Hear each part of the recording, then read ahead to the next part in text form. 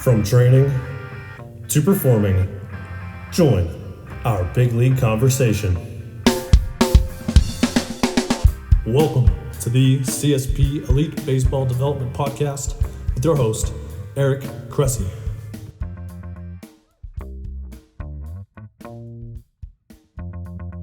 Welcome back to the CSP Elite Baseball Development Podcast. I'm your host, Eric Cressy, and this is episode 94. We're coming back after a little bit of a podcast break where we had a chance to regroup and gather up some content.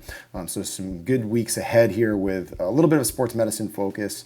And I think there's some good insights in place for players, coaches, parents, but also, folks in the clinical world, sports medicine, strength and conditioning. Some really good stuff here. Starting with a guy that we had the fortune to work with this past offseason at CSP Florida. Guy's had a pretty extensive injury history, but worked hard to learn from it and get himself back on a good path, and he's doing great in the big leagues now. So we're really excited for a good guest that I think will share a lot of wisdom for folks who are going through that rehab struggle or looking to help people who are. This episode is brought to you by Owens Recovery Science. Owens Recovery Science is a single source for clinicians looking to learn and implement personalized blood flow restriction exercise and rehabilitation into their practice. Johnny Owens and his team work tirelessly to provide you with the most up-to-date, accurate information regarding BFR and its clinical and performance applications. Owens Recovery Science is not only the leader in BFR education and content, but they're also leading the charge in research with involvement in BFR clinical trials worldwide and a multi-million-dollar research grant portfolio. Don't know what BFR is? Looking to learn more about it? Go learn from the ORS crew via their one-day in-person certification courses and read their blog at owensrecoveryscience.com. And be sure to check out the Owens Recovery Science podcast, where Johnny interviews BFR researchers from around the world, in addition to the deep dives he takes and the educational team takes on specific topics, all with the practicing clinician in mind. In addition to teaching you how to integrate BFR into your practice, Owens Recovery Science also sells the equipment to help you implement BFR in the safest, most efficient manner possible. ORS is the exclusive U.S. distributor of the Delphi personalized tourniquet system for BFR, which is recognized even by the competitors as the gold standard in blood flow restricted training and is the only BFR system on professional sports workers' comp in every U.S. league. The Delphi PTS for BFR is the only research-validated device on the market, and it's recognized worldwide for its industry-leading ability to quickly and objectively determine the correct pressure to use and maintain that pressure throughout the intervention. I used the device myself heavily during my rehabilitation from a recent knee surgery, and we integrate it regularly in our baseball programs and our rehabilitation work here at Cressy Sports Performance.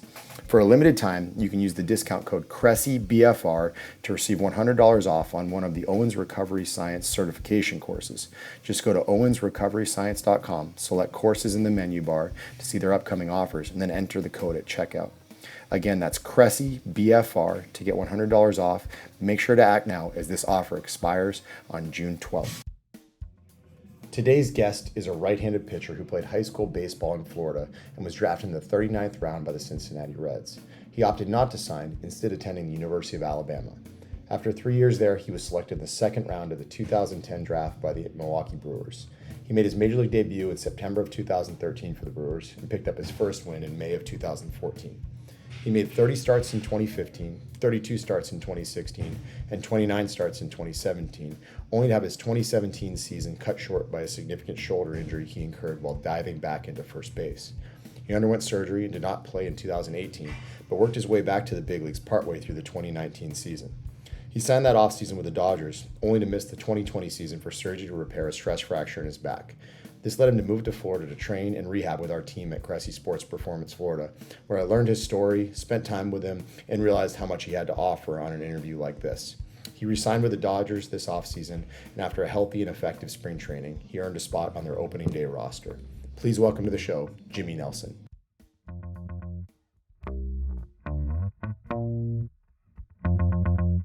Thanks for coming on the show, Jimmy. I appreciate having me. This is going to be a good time because I've learned your history from being around you and seeing how hard you work and how much pride you take in your craft. So it's going to be cool to share this with a larger audience. I appreciate it. And I know we can go pretty far down the rabbit hole in the rehab world and baseball development. Yeah. But I think it's good to maybe start with let's talk about Jimmy Nelson as a high school athlete. Were you a multi-sport athlete or were you a baseball only guy? Yeah, it was baseball, football, basketball for me, and it was like one of those things that's kind of one sport kind of falls off. I think basketball fell off for me at the earliest, and then I stopped playing football after my, I think, sophomore year, or either after my freshman or sophomore year. I stopped playing football. I can't remember which one, and then like basically from my junior year on, was focusing just on baseball. But yeah, I mean, just growing up, I played those three, but pretty much every year growing up. That's huge. Do you think that helped you, from a foundational standpoint for when later on, when it became baseball only, like, do you think it gave you a better ability to pick up new skills and things like that? Or when you look back on your multi-sport career, what do you think the biggest benefits were? Well, I think, that's one thing that's highlighted a lot, but I think also just more so on like the mental side of it. Mm-hmm. It kind of creates a mentality of like how to work, how to be a part of a team, and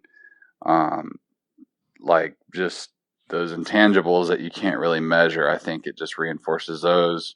I mean, the physical development stuff is obvious, with different movement patterns and the training and everything being different, and just so that stuff is there. But in high school, sometimes the training isn't exactly sports specific. You're kind of doing pretty similar workouts for whatever sport. Might be a little bit different, but I mean, yeah, just the different movements.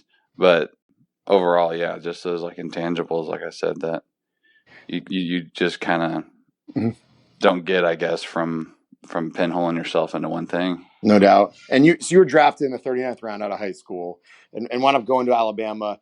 Describe to me Jimmy Nelson, like senior in high school. Like, what kind of a pitcher were you? What did you have to work on? And what made you think Alabama was the play for you? Well, I was 39th round, and I mean, they made a solid offer, especially for that round, and it just wasn't enough for me to want to skip college. Coming out of high school, there's probably going to be a few more years, at least a couple more years of development in the minor leagues than there would be coming out of college. And, I was like 6'6", like 215 or 210. I'd like 210 at my freshman physical at Alabama. So there was like a lot of projectability, and I was like 87 to 90 with a good breaking ball. So I wasn't throwing super hard or anything. I was just really projectable. So I went to college, and then, which was a smart choice. I really developed physically there and mentally. And after those 3 years, even just the first year, putting on some weight, getting in on a strength conditioning program at a Division I level, and velos went up to like 92, 95 within like months of getting there. And then I had other struggles there with command stuff and learning how to use my stuff, because it all started changing. But just over the years, just kind of learning that and building off that, and then kind of put it together a little bit my junior year, and so that's how it played. That's how it benefited me. You mentioned obviously the strength conditioning side of things, which is something I think we see a lot. Guys get there, they put on 25, 30 pounds, they get a lot stronger. Yeah. I'm curious even beyond that, like what were the things that made the biggest difference, that took you from a 39th rounder out of high school, to being a second rounder 3 years later? Did you think it was a mentality of pitching the SEC? Was it proving that you could shove in competitive games that mattered? Was it fastball command? Like, were there both like pitching metrics and then, some of the intangibles too? Yeah, it was all of it. I mean, it's all of it. It's not just one thing. They worked our asses off there. And I was already somebody, in high school that worked pretty hard, and then it just kind of magnified and really brought out those things when I got to Alabama. And they put you through a lot in college, or at least they did. So there was a lot of things that you can realize that you can do mentally that you might not before.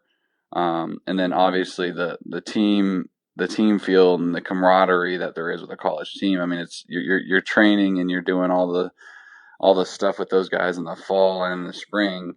Whereas in like pro ball, it's like obviously everybody has wherever they train in the off season, and then everybody is together for the season. It can be a little bit different vibe, whereas in college, a lot of times you're kind of going through those grindy workouts with the guys. So it kind of builds like some camaraderie that way and Mhm. some respect among your teammates that way. Mhm. And then, yeah, just growing mentally as a pitcher, learning my stuff. My stuff really jumped up. I went, by the time I left Alabama, I was like I was still 6'6", but like 250, Mhm. so I put basically 40 pounds from the beginning, and I was like mid 90s, Mhm. good breaking ball, and just learning how to pitch and compete. And yeah, I mean, just really competing and just learning myself and growing.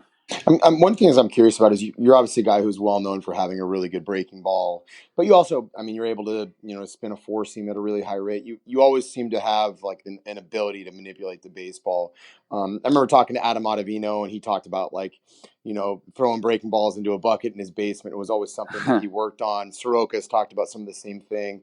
Like, were you a guy did Yeah. that come naturally to you? Were you a kid in your teenage years that was always you always just had a baseball in your hand, or what do you Yeah. attribute your ability to manipulate a baseball to? A part of it has always been there, a part of it has been an ability to spin the ball even from a young age, like in middle school or like eighth or ninth grade. I can't remember. I started really spinning it. And, and yeah, I think eighth grade. And it was just pretty natural from the beginning. And then obviously there's, I would say more than anything, just a lot of work. Mhm. And we'll talk about it too once we get to the injury stuff, with the spinning of everything. But there's been a lot of things I've done, especially in the last 3 to 4 years, that have increased the spin on all my pitches and helped them become, more consistent with those Mhm. profiles. So it's something that there was like a underlying ability always there, and then there's a lot of things I've done to just kind of build on that and try to fulfill that potential. Right on. So let's fast forward to pro ball. So you worked your way through the minors reasonably quickly and made it to the big leagues. In 2013. And I'm curious. You were a good big leaguer. You were a regular big leaguer. You made 62 starts between 15 and 16. And then in 17 you just took a huge step forward. And I'm curious, what is it that led to that? Because it was like an exponential improvement between 16 and Yeah. 17 that took you to the next level. What do you, when you look back, like there was a massive jump in strikeouts and a reduction in walks at the same time? Yeah. What changed? Yeah, I mean, it was just kind of a lot of things culminating in one point. And, I 15 was an okay year and still frustrating to me. 14 was bad. 16 was really bad. But in the middle of 16, I had Derek Johnson in Milwaukee, and he was a huge help to me as a pitching coach, whether it was about pitching or even like the mental side of it. So he had a lot to help me with and back me with. And, there was some mechanical changes that, I wanted to make in the middle of the season. And he really backed me on that. And even though it didn't show necessarily in 16, it seemed to kind of start syncing up going into 17.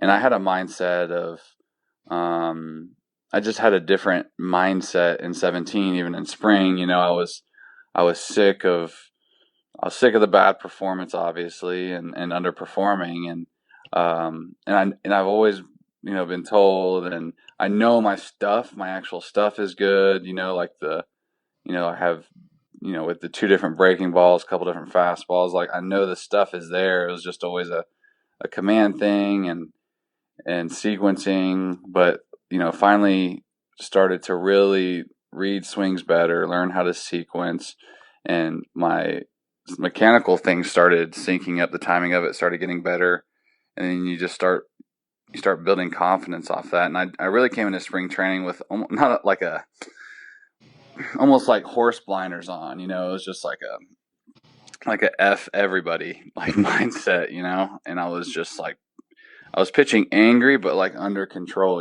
because there was a lot of, I knew that spring and that year was kind of like one of my last chances to stick as a starter. And, so like I did that offseason. I mean, every offseason I was just doing everything I could, worked hard and tried to clean up anything mechanical or timing I could. And then the mindset shifted in spring, and, I just started attacking guys. I started knowing that I was better than the hitter. instead of being worried about giving up a hit or a walk or whatever it may be. And then really also like the other big piece was doing my own scouting reports. I'd watch all the video in between my starts, and I would scout the other team I was facing, their hitters and everything I needed to know personally about their swing and all that kind of stuff. And then, how it fits with me, and not just, rely on some like scouting packet that you might necessarily get. Mhm. I think sometimes seeing the video and taking notes and doing it all on your own without seeing some of the notes is actually more helpful, helps stick in your mind. And then so in the game, it's easier to apply because it's like second nature to you. Do you think, I know you and Brian Kaplan at our facility kind of talked quite a bit this offseason, and one of the lines I always think about with Cap that he drops is, and I've mentioned on some previous podcasts, he talks about you can't be analytical and competitive at the same time. And you're a heavily invested guy. Like you look at everything. Like there's no stone that's Yeah. unturned, whether it's physically, whether it's analytically, scouting reports. But at the same time, you're a guy that obviously understands how to flip the switch and find that, the crazy in you. Were those hard things to separate over the years? Like, were there times when you found yourself being analytical when you're trying to be competitive, or did you always have clear delineations between the two? No, yeah, I never really. I was always able to separate the two. For me, the studying of everything, and even I still do it to this day. After every outing, I get like all my TrackMan info. I talk to our pitching coaches and stuff. If there's ever any like little like tiny mechanical tweaks or video, we do like side by sides. It's pretty cool. So I just always trying to find any low hanging fruit that can make anything more efficient, or whether it's sequencing or reading swings, and doing all that studying and homework. I just call it homework. It basically gives you that gut feeling when you're on the mound, and you throw something, you automatically have this gut feeling what you want to throw next, or like the sequence that you want to do for 1, 2, or 3 pitches. And that feeling becomes a lot more confident and a lot more consistent when you do your work, like your homework, and you know your stuff, how your stuff plays, and like the hitter, what he's trying to do, and you can kind of read his swings. Yeah. So it becomes fun whenever you can develop that ability, and it's hard. Some guys it happens quicker, some guys it takes longer. For me, it took longer, obviously. Not until 17, I felt like in game I was able to sequence guys off swings, previous pitches, all that kind of stuff. So that's one of the fun things for sure. I like it. Well, we'll go forward to like the negative part where we have to talk about the shoulder injury. So talk to me like when it happened, how it happened, and then maybe we'll dig in on the lessons you learned. Yeah, that was like first week of September, and at Wrigley, hit a ball off the wall and just got caught between first and second, slid back into first and dislocated my shoulder. Kind of popped it back in right there and through the next inning. But like Hill-Sachs lesion with, like some debris in the shoulder. And then there was interior inferior labrum tear, posterior capsule, and rotator cuff were all torn. So had to get all those fixed, and rehab was tough. It was pretty, because there was so many things going on there. And I would say like 15, 16 months, somewhere around there is whenever it like really started feeling better. So it really didn't even start feeling better until going into camp of 19.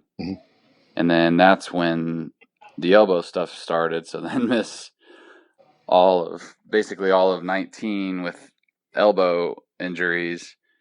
And then obviously going into camp of 20, and then in the camp of 20, my back got bad, and the back was, broken in a couple, and so it's been, but the elbow and the back for me came from the shoulder, just compensations developed coming back from the shoulder, having to kind of relearn how to throw, and, so.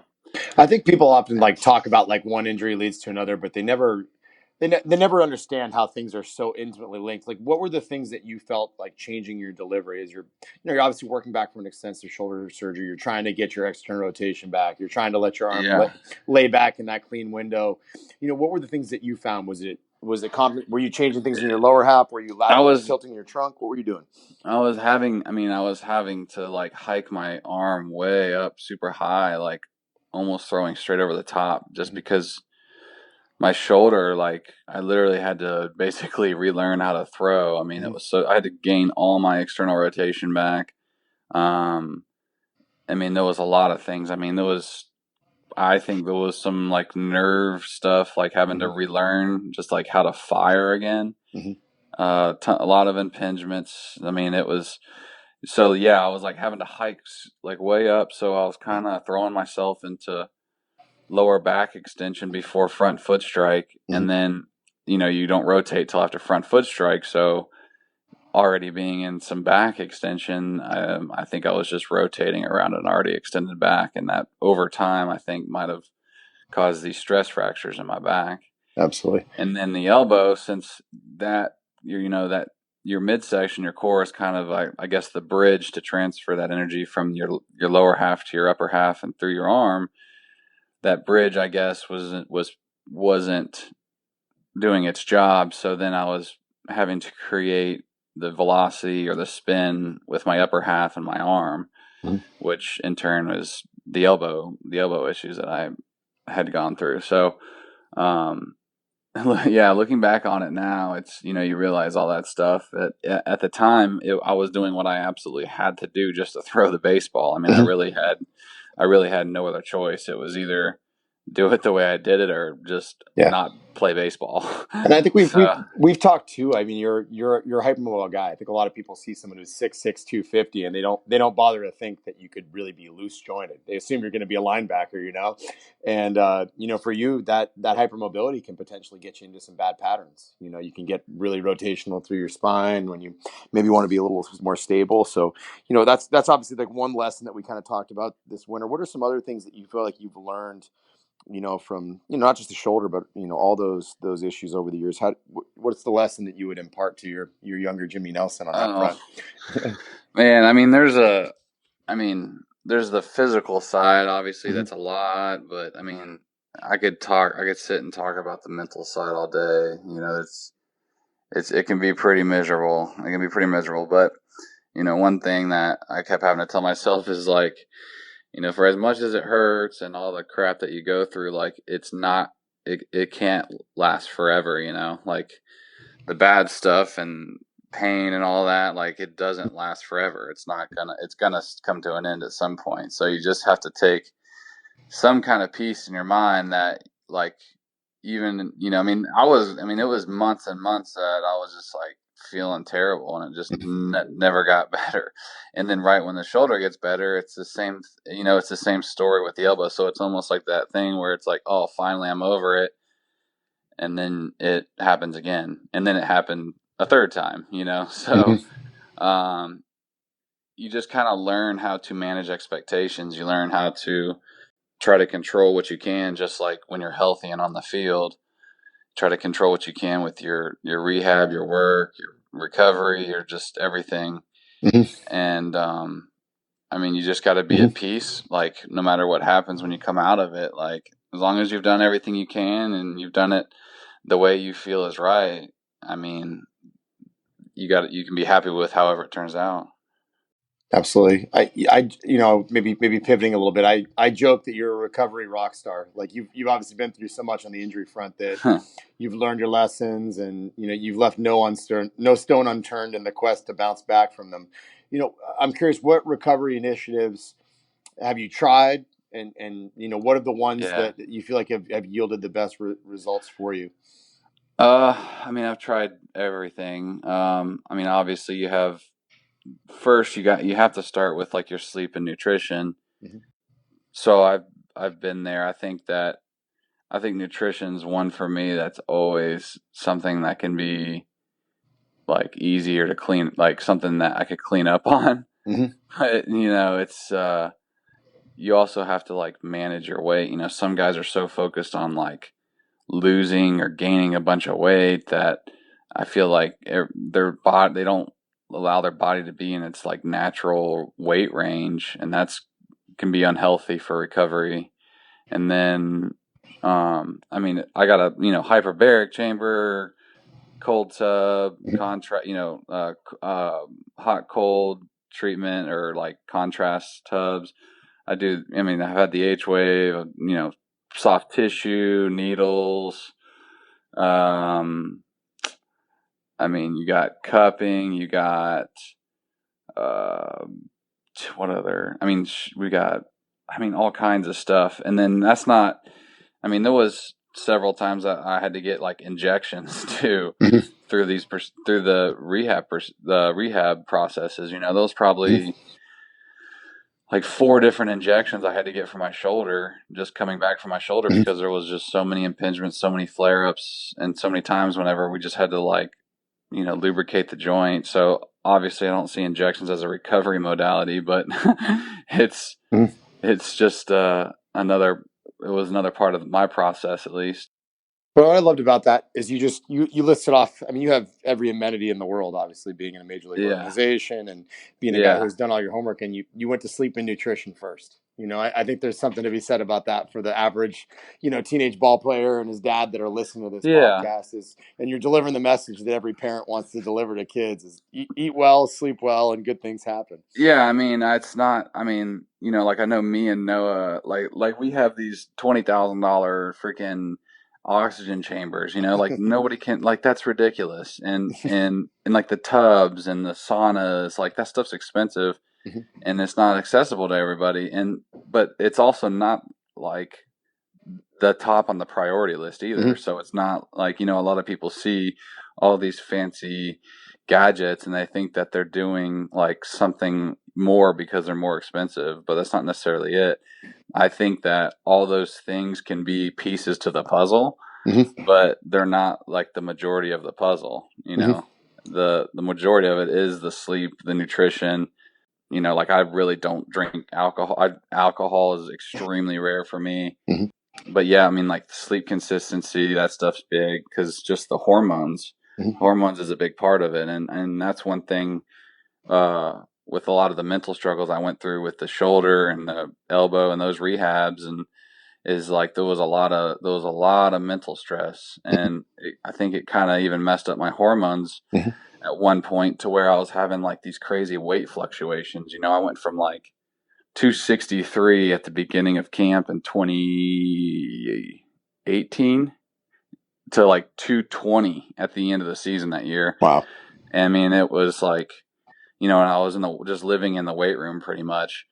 And so it's, just making sure you get your sleep and, so that those hormones are normal and regulated, that's a big deal. On the recovery side of things, what's your go-to? You go out and you throw an inning, 15 pitches, whatever it is.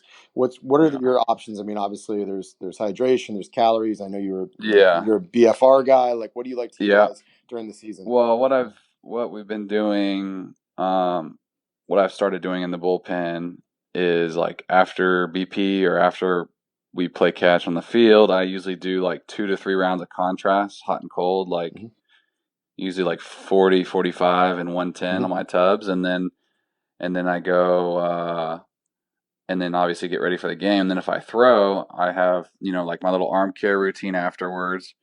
And we've been focusing on more eccentrics and concentric stuff. And then, we'll either hit a BFR if we're on the road, like a passive BFR, or we go like arm, leg, arm. And they actually have, I can't even remember what it's called, but they actually have like a monitor with the BFR that monitors like your oxygen levels or whatever, and like if like your blood oxygen levels and stuff during your BFR. So they know like when to take it off and all that. And so that's helped. And then just trying to make sure I like wind my mind down too that night, like to go to sleep. It's always tough for me the day I pitch to try to just wind down and sleep well. Sometimes even, you think you're sleeping good, but you might not be getting into those good deep stages. So like a pre-bed routine or whatever you have to do to kind of wind your mind down is huge too. that always is like something that kind of can snowball over the course of a season too, because it's such a long season. If you're going like one every 3 or 4 nights of getting like terrible sleep because you can't turn your head off, that can catch up. Absolutely. Now you rehab with Eric Schoenberg this offseason, but you also grew up as the son of a physical therapist. So you've been exposed to rehab folks in in multiple major league organizations as well. I'm curious. We have physical therapists, we have doctors, we have athletic trainers, et cetera, that are listening to this call. When you look back on the people who have helped you the most, like what do you see as key characteristics of the rehab specialists that you think are the most effective? I mean, there's been a lot, and like you said, I mean, shoot, I had a band board in my room when I was like 10. So, like, I mean, I think the ability to not just like put every injury or in every person like just in a category, like, oh, here's your rehab, this is what it is, this is standard, like these are the protocols, and you adhere by them. Just being able to be fluid. Within the rehab, whether that means like pushing through some things or whether that means taking a step back. It's a dance. It's really like a dance. It's not just like a staircase, Just whenever the PT has the ability to like see those things, see whenever things need to be adjusted or something needs to be addressed, like if there's like an instability or something somewhere. Yeah. And then if they have to go off book, if they have to go off the program to do something that they know will benefit you better than just sticking to what your written out program is, Yeah. And then also there's another, I mean, another aspect of PTs. I think PTs and strength coaches might be like some of the best head doctors. I mean, you spend so much time around those people that you talk to them about things that are outside of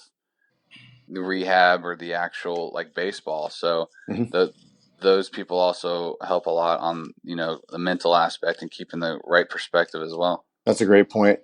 Switching gears a little bit, you're relieving right now, and for the longest time you were a starter. What are the biggest adjustments for you? You talked a little bit about your pregame routine, but I'm also curious, like, have you had to narrow your pitch mix? What is it that you've adjusted the most, and how have you struggled or thrived with it? Yeah, it's a lot different, and I mean, even in spring training, when you're in spring training, when you're going to throw, so you can still kind of prep maybe a little bit different because you're throwing that day, whereas during the season out of the bullpen, you don't know when you're throwing. So it's a little different. I'm lucky to have, a lot of good guys out there. I mean, everybody out there is super tight knit and always willing to help with like routines and all that type of stuff. But basically trying to figure out and kind of condense a prep routine for like before we throw on the field, like for practice type stuff. And then whatever, having another routine for out in the bullpen whenever I'm trying to kind of time up or get ready for a possibility of having to throw. And for me, it's like as a starter, you can do all that stuff, throw, and then go right into the game. Whereas as a bullpen guy, you don't want to do all that stuff twice a day. So you got to kind of like split it up a little bit, figure out how much you need and how much your body needs and how it responds. And then you got to, so far, just trying to listen to my body more, like I might need a little spa day more than I did when I started because you have more days between starts. So just kind of like listening to your body, and then obviously the workouts and the training in between outings are going to be a little bit different as well. I like it. All right, so once we get close to the end, we always roll out a lightning round. Oh yeah. So all right, so favorite pitcher to watch? I think it was back when Arrieta was with the Cubs the first time, when he was what was it, like 14 through 16, when he was just like video game numbers. I think that was probably the last one that was pretty obvious, but either that or basically any of our starters.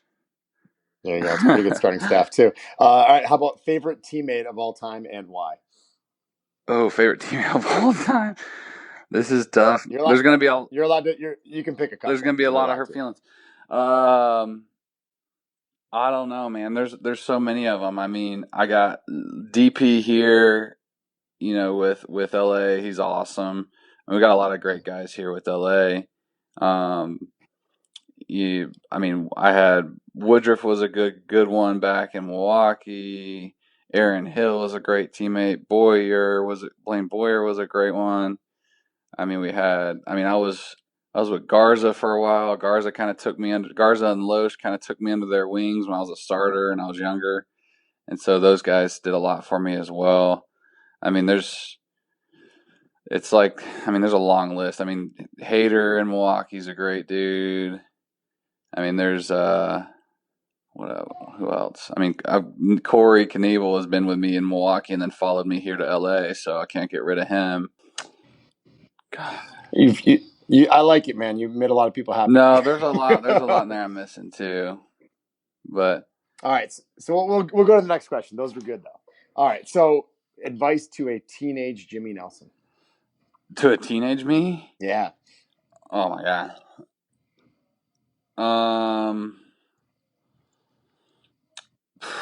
Stop trying to control things out of your control, I guess. That's a pretty good one. What about a minor league Jimmy Nelson or early in major league Jimmy Nelson? Probably the same thing. Learn the lesson you should have learned as a teenager, right? Yeah. All right, and then last one. I know you're a continuous improvement guy. What's the next step for you to take forward in your development? And we've talked a lot about how you developed from high school to minor leagues and after college. And what's the next step as a big leaguer that you want to work on? Well, for me, it's just really getting through this season healthy. Is health. I know when healthy, my stuff plays. I know I know how good I am and can be. And I know there's more in the tank, like I know even right now throwing out of the pen, I know that there's more there. So I'm always trying to find little mechanical things that might make me a little more efficient without trying to add effort to any throws. And that'll be forever probably. But just getting through the season healthy, just staying healthy. It's been so long since I've had a full season healthy, and I just know that as long as I can stay healthy, which these guys have done a really good job of. One of the reasons I came back is because this medical and strength staff are so good. They've helped me stay healthy. I know good things will happen. I like it, man. Well, folks can find you on both Twitter and Instagram. It's at Jimmy_J_Nelson. Psyched to see you back doing your thing in the big leagues, and certainly wish you well the rest of the season. Thanks so much for coming on the show, man. This is great. Appreciate it, Eric. Thanks. Thank you for joining us for another episode of the CSP Elite Baseball Development Podcast. If you enjoyed this episode, we'd be thrilled if you'd consider subscribing to the podcast and leaving us a review to read on iTunes. We welcome your suggestions for future guests and questions. Just email elitebaseballpodcast@gmail.com. Thank you for your continued support, and we'll see you next episode.